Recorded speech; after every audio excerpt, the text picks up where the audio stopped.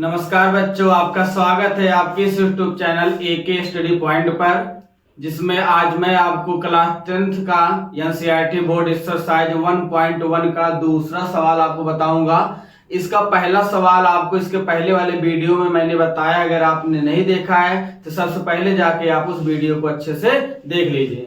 तो देखिएगा, क्लास दूसरा सवाल क्या लिखा है, दर्शाइए कि कोई भी धनात्मक पूर्णांक 6q+1 या 6q+3 या 6q+5 के रूप का होता है, जहां q का एक पूर्णांक है। देखो बोला है दर्शाइए मतलब होता है सिद्ध कीजिए, दिखाइए कि जो धनात्मक पूर्णांक है वो किस रूप का है। 6q+1, 6q+3, 6q+5 के रूप का होता है। तो चलिए ध्यान दीजिएगा, यहां सबसे पहले हम क्या लिखेंगे, माना ए एक धनात्मक पूर्णांक है। माना ए एक धनात्मक विषम पूर्णांक है। माना ए एक धनात्मक विषम पूर्णांक है। तो हमने मान लेते हैं कोई संख्या ए है और संख्या कैसा संख्या है, धनात्मक विषम पूर्णांक है। अब आप ध्यान दीजिएगा, कल हमने आपको यूक्लिड विभाजन एल्गोरिथम बताया था। क्या होता है, यहाँ पे संख्या ए रहता है और यहाँ पे आपका बी होता है और यहाँ क्यू होता है और यहाँ पे शेषफल आपका आर आता है। तो हम यहाँ से क्या लिखेंगे, तो यहाँ से लिखेंगे यूक्लिड विभाजन एल्गोरिथम से। यूक्लिड विभाजन एल्गोरिथम से। अब यूक्लिड विभाजन एल्गोरिथम में क्या होता है, माना ए एक धनात्मक विषम पूर्णांक, हमने मान लिया कि कोई संख्या ए है और वो कैसी संख्या है, धनात्मक विषम पूर्णांक है।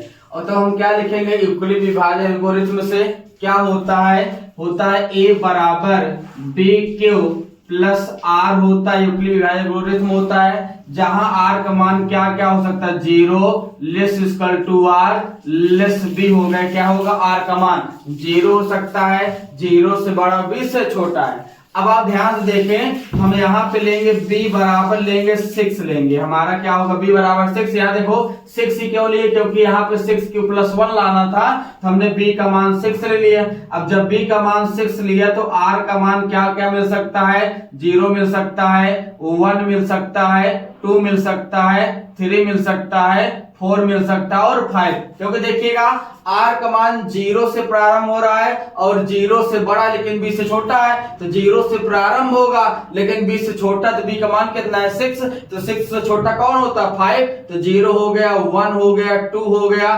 3 हो गया, 4 हो गया, 5 हो गया। अब हम क्या लिखेंगे, a के संभावित मान, क्या क्या a के मान मिल सकते हैं, a के संभावित मान, पॉसिबल वैल्यू क्या होगा, ए के संभावित मान। तो देखिएगा ए के क्या क्या संभावित मान हो सकता है। अभी आपने बताया, देखो ए बराबर बी क्यू प्लस आर, तो ए बराबर क्या होगा, बी।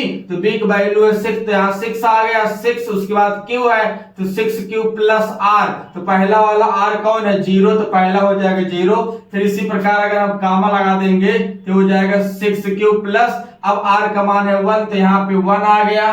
फिर देखेंगे आप क्या हो जाएगा, 6q प्लस आर, इस बार r का मान 2 हो गया, तो यहाँ 2 आ गया। इसी प्रकार लिखते चले जाएंगे, 6q प्लस 3 हो जाएगा, 6q प्लस 4 हो जाएगा और 6q प्लस 5। इतने ए हमारे क्या निकल गए, ए के संभावित मान निकल, कितने मान है, 1 2 3 4 5 6। तो आपको 6 संभावित मान मिले, 1 हो गया, 2 हो गया, 3 हो गया, 4 हो गया, 5 हो गया, 6 हो गया। अब आप बात ध्यान दीजिएगा, आपको हमें इसमें से विषम लेना है। क्या लेना, विषम। लेकिन आप यहाँ पे सम विषम हमने दोनों लिखा है। अब आप सम और विषम अगर अच्छे से नहीं जानते होंगे तो आप क्लास 2 हमारा जाकर अच्छे देखिएगा, उसमें हमने सम और विषम को बिना भाग दिए पहचानना सिखाए, कैसे पहचान के बता सकते हैं कौन संख्या सम है और कौन संख्या विषम है। तो यहाँ देखो आखिरी में 0 लिखा है और किसी भी संख्या में अगर आखिरी में 0 रहे, 2 रहे, 4 रहे, 6 रहे 8 रहे तो वह संख्या सम होता है, और यदि किसी संख्या के आखिरी के अंक में 1 रहे, 3 रहे, 5 रहे, 7 रहे, 9 आखिरी का अंक में, तो वह संख्या क्या कहलाता है मेरे प्यारे बच्चों? वह संख्या विषम संख्या कहलाता है। तो अगर आप ध्यान से देखो, यहाँ पे 0 है तो आपका सम होगा, यहाँ पे आखिरी में 1 है तो आपका विषम होगा, यहाँ पे आखिरी में 2 है सम होगा, 3 है विषम होगा, 4 है सम होगा, 5 हो विषम। तो यहाँ पे सम और विषम दोनों दिया है, लेकिन हमें बताना केवल विषम है, क्योंकि देखो हमने माना एक धनात्मक विषम पूर्णांक है। तब यहाँ पे लिखेंगे अतः कोई धनात्मक विषम पूर्णांक, अतः कोई धनात्मक विषम पूर्णांक किस रूप का होगा? देखो विषम लेना, इसी विषम छाटो तो क्या हो जाएगा? 6 प्लस 1 मिलेगा, पहला मिलेगा, या फिर आपको विषम ए होगा 6 प्लस 3 या 6 प्लस 5 के रूप का होगा।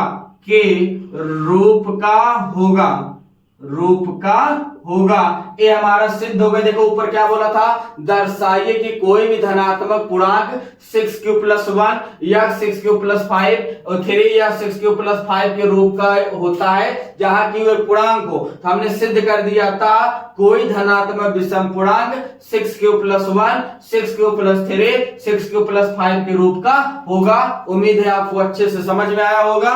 धन्यवाद। आप इसको अच्छे से स्क्रीनशॉट ले लीजिए।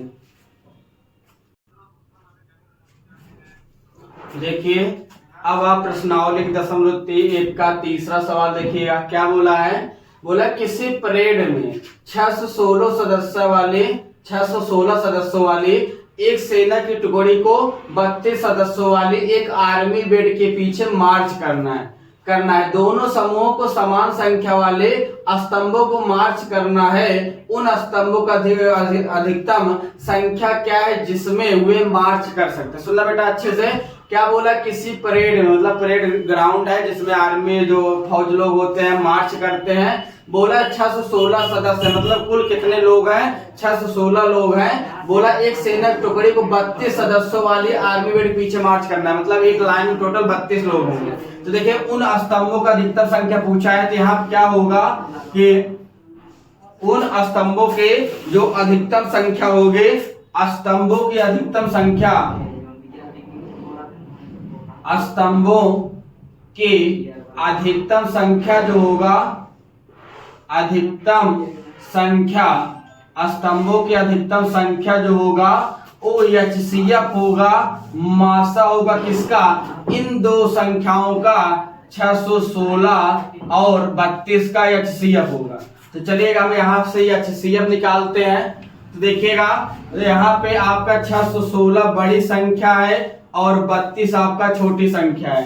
तो 32 से हम भाग देंगे किसमें? 616 में। तो आप देखिएगा कितनी बार जाएगा? तो आप कहोगे एक बार जाएगा, तो 32 से कम 32 हो गया। आप घटाओगे, देखो यहाँ से उधार गया 11 में से 2 चला गया 9 बचा, यहाँ बचा 5 में से 3 चला गया 2 बचा 29 हो गया। फिर अगली संख्या आपका आ गया 6 आ गया। ठीक है, अब कितनी बार जाएगा? तो आप कहोगे सर जी 8 बार जाएगा। तो 8 दूना 16, 6 से लगा 1, 8 3 24, 24 से 25 हो गया। घटाओगे तो देखिएगा हो सकता है यहाँ पे आपका,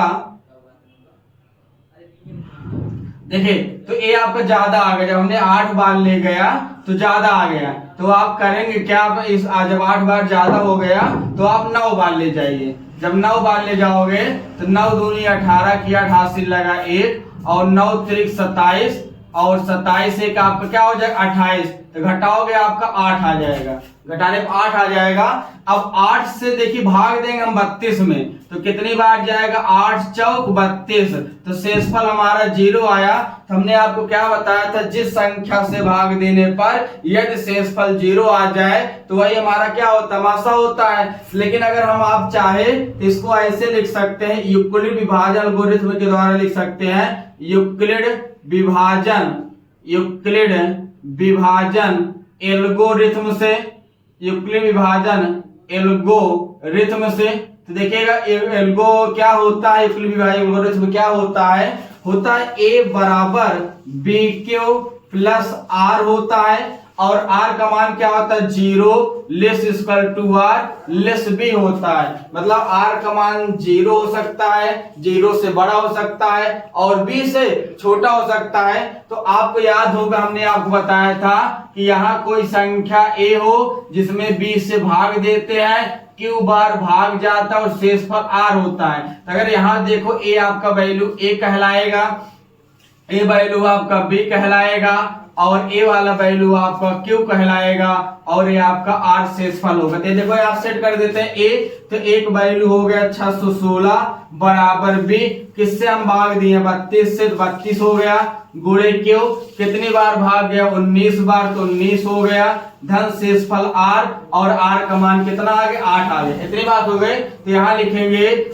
are is not equal to 0, R का मान 0 के बराबर नहीं है। फिर अगला लाइन फिर स्टेप दोहराएंगे। देखो हमने यहाँ पे 2 बार भाग दिया है, तो लाइन में कितनी बार आएगा 2 बार। तो अगली बार जो ए होगा, ए आपका 32 हो जाएगा बराबर बी, तो बी का वैल्यू आपका 8 आ गया, गुणे क्यू कितनी बार गया 4 बार, तो यहाँ 4, धन शेषफल, शेषफल हमारा 0 आया है, तो यहाँ पे आर बराबर 0 मिल गया। तो किसी संख्या से भाग देने पर जो शेषफल आता है, देखो तो यहाँ पे अगर यूक्लिड की भाषा में आपको समझना चाहते हो, तो जहां शेषफल 0 आए जस्ट उसके ऊपर वाला जो शेषफल होगा वही हमारा आंसर होगा। तो यहाँ 8 है। अब लिखेंगे कैसे, क्वेश्चन की भाषा में लिख देंगे अतः देखो हमसे पूछा था वो उन स्तंभों की अधिकतम संख्या क्या होगा, तो लिखेंगे अतः स्तंभों की अधिकतम संख्या, अतः स्तंभों की अधिकतम संख्या कितनी होगी मेरे प्यारे बच्चों 8 होगी, अधिकतम संख्या 8 होगी।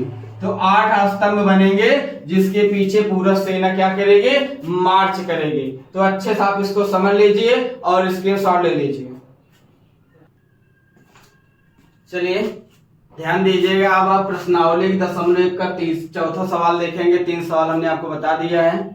देखिए क्या लिखा है, यूक्लिड विभाजन प्रमेय का प्रयोग करके दर्शाइए कि किसी धनात्मक पूर्णांक का वर्ग, मतलब कोई संख्या उसका वर्ग किस रूप का होता है, किसी पूर्णांक यम के लिए 3m या 3m+1 के रूप का होता है, हमें आपको दर्शाना है। चलिए ध्यान दीजिएगा। माना आपको हम हल करते हैं, हल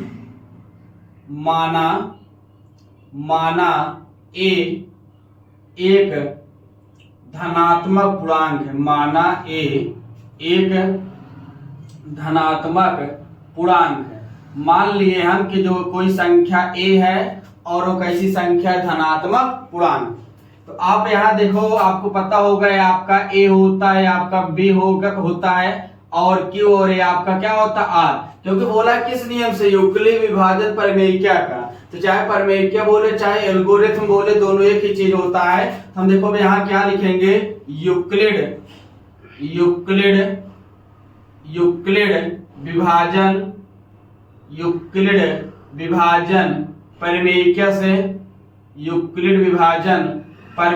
से तो देखिएगा क्या होता है ए बराबर बी क्यू प्लस आर होता है, जहां आर का मान 0 less equal to R less B होता है। इतनी बात हो गई। अब ध्यान सुनना, तो यहाँ पे 3m या 3m+1 सिद्ध करके लाना है। तो हम यहाँ पे मान लेते हैं b बराबर 3 मान लेते हैं। अगर b का मान 3 होगा तो r का मान क्या क्या हो सकता है, r का मान 0 हो सकता है, 1 हो सकता है और 2, क्योंकि बताया गया था r का मान 0 हो सकता है, 0 से प्रारंभ होगा 20 छोटा, अब b का मान है 3, तो 3 से छोटा कौन होता है 2 होता है। इतनी बात हो गई। अब देखो हम क्या लिखते हैं, a के संभावित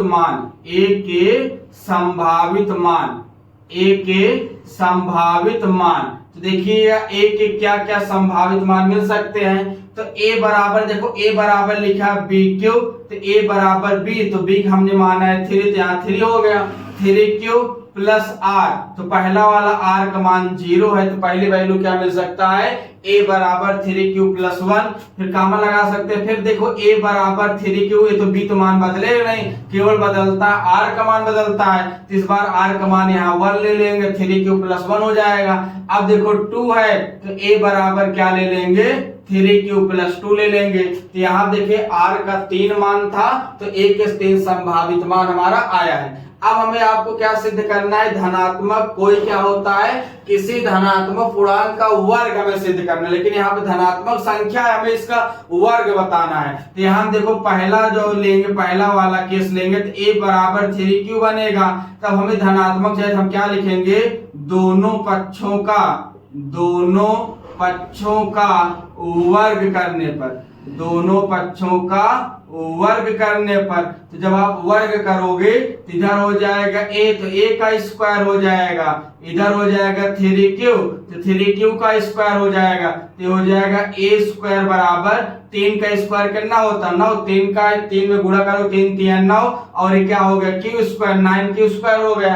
तो ध्यान से देखना, a स्क्वायर हम 9 को क्या लिख सकते हैं, 3 गुणे 3 लिख सकते हैं, 3 3 9, और ये आपका q स्क्वायर हो गया। तो यहाँ पे क्या वैल्यू आएगा, a स्क्वायर बराबर 3q स्क्वायर को हम यम मान सकते हैं, और यहाँ लिख देंगे चूंकि यम किसके बराबर होगा, 3q स्क्वायर के बराबर होगा, और इसको समीकरण 1 मान लेंगे। अब ध्यान से देखिएगा, आप अब केस जो सेकंड मतलब दूसरा वाला लेने चल रहे हैं, तो जब दूसरा वाला लेंगे तो दूसरा वाला देखो किसके बराबर है, a बराबर 3q प्लस 1 के बराबर है। इतनी बातें हो गई, तो यहाँ हम फिर लिखेंगे दोनों पक्षों का वर्ग करने पर, दोनों पक्षों का वर्ग करने पर, दोनों पक्षों का वर्ग करने पर, तो ध्यान से देखना, यहाँ पे लिखेंगे a, तो हो जाएगा a का स्क्वायर हो जाएगा, इधर आपका देखिए क्या लिखा है 3q प्लस 1, तो 3q प्लस 1 का स्क्वायर हो जाएगा। तो यहाँ तो आ जाएगा a स्क्वायर, लेकिन यहाँ पे अच्छे से ध्यान से आप देखिएगा, यहाँ देखो स्क्वायर लगा है, तो जब कोई कभी स्क्वायर लगा होता है तो ब्रैकेट में आपका यहाँ पे a है और यहाँ पे b है, तो पहला वाला a बन गया और दूसरा वाला b बन गया, बीच में प्लस का चिन्ह लगा और यहाँ पे स्क्वायर लग गया। तो यहाँ से यह बातें समझ में आया, इस सवाल में a प्लस b का होल स्क्वायर यूज होगा। अब a प्लस b का होल स्क्वायर क्या होता है, ध्यान देखिए हम आपको बता दे रहे हैं, a प्लस b का होल स्क्वायर होता है a square plus 2ab plus b square होता है। तो हम इस फार्मूले को यहाँ पे सेट कर देंगे, तो देखिए क्या लिखा a स्क्वायर, तो पहला वाला वैल्यू a होता है, तो आपका हो गया 3q का square plus 2ab 2 into a, एक वैल्यू हो गया 3q इंटू b, और b का वैल्यू 1 हो गया, तो a स्क्वायर धन 2ab हो गया प्लस b स्क्वायर, b का वैल्यू है 1, तो 1 का स्क्वायर हो गया। तो ध्यान से देखिएगा, इतनी बात हो गई। तो ये आपका क्या हो गया, a स्क्वायर बराबर 3 का स्क्वायर करोगे 9 आएगा, 9q स्क्वायर हो गया, 3 दूना अच्छा तो 6q हो गया, और 1 का स्क्वायर 1 हो गया। इतनी बातें हो गई। अब हम क्या करते हैं, हम यहाँ से 3 कॉमन लेते हैं। जब 3 कॉमन लोगे तो देखो यहाँ पे 9 है, तो 9 जब 3 बाहर निकालो कितना बचेगा, 3 बचेगा, 3 3 9, तो यहाँ पे क्यू स्क्वायर बच गया। यहाँ जब 3 कॉमन लोगे तो 3 दूना अच्छा, यहाँ 2 बचा, तो ये आपका 2q बन गया प्लस 1। अब a स्क्वायर बराबर 3, अब इतनी वैल्यू को हम यम मान लेंगे क्योंकि हमें सिद्ध करना है 3m प्लस 1, तो वैल्यू हो गया 3m प्लस 1, और लिख देंगे जहां यम किसके बराबर है, क्योंकि देखो यम एक पूर्णांक है, तो पूर्णांक आपका कुछ भी हो सकता है, तो यम के बराबर हम क्या मान लेंगे 3q स्क्वायर प्लस 2q हमारे क्या कहलाएगा, यम कहलाएगा। तब इसको हम समीकरण नंबर 2 मान लेते हैं। तो समीकरण 1 को अगर हम ध्यान से देखें तो a स्क्वायर बराबर 3m लिखा है, और समीकरण 2 अगर ध्यान से देखें तो a स्क्वायर बराबर 3m प्लस 1 लिखा है। तो यहाँ से क्या समझ में आया कि समीकरण 1 व 2 से, समीकरण 1 व 2 से स्पष्ट है कि किसी धनात्मक पूर्णांक, स्पष्ट है कि किसी धनात्मक पूर्णांक का वर्ग, किसी धनात्मक पूर्णांक का वर्ग पूर्णांक का वर्ग 3m या 3m प्लस 1 के रूप का होगा। और ये आपकी बातें क्या हो गई भैया, सिद्ध हो गई। तो ध्यान से देखिएगा, ये आपका क्या थोड़ा थ्योरी वाला सवाल है, तो अच्छे से समझिएगा। थ्योरी वाले सवाल में 2 बार 3 बार आप अच्छे से देखोगे, अच्छे से आपको समझ में आ जाएगा। देखो दोबारा एक बार अच्छे से आपको हम समझा देते हैं। क्या लिखा है, यूक्लिड विभाजन परिमेयिका का प्रयोग करके दर्शाइए कि किसी धनात्मक पूर्णांक का वर्ग किसी पूर्णांक m के लिए 3m या 3m प्लस 1 के रूप का होता है। हमें आप क्या माना a एक धनात्मक पूर्णांक, हमने मान लिया कि माना a कोई धनात्मक पूर्णांक है, तो यूक्लिड विभाजन परिमेयिका से क्या होता है, a बराबर bq प्लस r, जहां r का मान क्या होता है 0 less equal to r less b होता है। तो यदि हमने b बराबर 3 माना, अब हमने b बराबर 3 कहां से पाया, यहां से पाया। यदि हमने b बराबर 3 माना तो r का मान क्या क्या मिल सकता है, 0 मिल सकता है, 1 मिल सकता है, 2 मिल सकता है। अब a के संभावित मान, तो a बराबर होता है bq प्लस r होता है, b का वैल्यू 3q हो गया, और r का मान देखो पहला 0 है तो 0 हो गया, दूसरा r का मान 1 हो गया, और तीसरा r का मान 2 हो गया। हम पहला ले लेंगे a बराबर 3q। अब देखो बोला है किसी धनात्मक पूर्णांक का वर्ग बोला है, तो वर्ग बोला इसलिए हमने क्या किया, दोनों पक्षों को वर्ग कर दिया। जब दोनों पक्षों को वर्ग कर दिए तो इधर हो गया a का स्क्वायर, इधर हो गया 3q का स्क्वायर, तो हो जाएगा a स्क्वायर बराबर 3 की स्क्वायर हो जाएगा 9q स्क्वायर। अब 3 अगर आप बाहर ले लोगे तो यहाँ बचेगा 3, क्यों होता 3 3 9, तो 3q स्क्वायर, और 3 स्क्वायर q स्क्वायर को हमने यम मान लिया, तो a स्क्वायर बराबर 3m हो गया, समीकरण बन गया। इसी प्रकार दूसरा केस बनेगा a बराबर 3q प्लस 1 बनेगा, तो यहाँ पे a स्क्वायर बराबर 3q प्लस 1 का स्क्वायर हो जाएगा, तो यहाँ पे हम a प्लस b का होल स्क्वायर लगा देंगे, तो बन जाएगा 3q का square plus 2 into 3q into 1 plus 1 का स्क्वायर, 3 की स्क्वायर 9q स्क्वायर, 3 दूना 6q प्लस 1 हो गया। तो a स्क्वायर बराबर यहाँ 3 कॉमन ले लोगे तो आपका यहाँ देखो 9 है, तो 3 3 9 और 3 दूना 6 यहाँ बच गया प्लस 1। इस पूरा वैल्यू को आप अगर m मान लेते हैं तो a स्क्वायर बराबर हो गया 3m प्लस 1। तो लिखेंगे समीकरण 1 व 2 से स्पष्ट है कि किसी धनात्मक पूर्णांक का वर्ग 3m या 3m के प्लस 1 के रूप का होता है। तो उम्मीद है आपको अच्छे समझ में आया होगा, आप अच्छे इसको स्क्रीनशॉट ले लीजिए। इसके आगे हम आपको नेक्स्ट वीडियो में पढ़ाएंगे। आज के लिए इतना ही, धन्यवाद। अगर आपको मेरा वीडियो अच्छा लगा हो, समझ में आया हो, तो इसे लाइक शेयर और सब्सक्राइब कीजिए। धन्यवाद।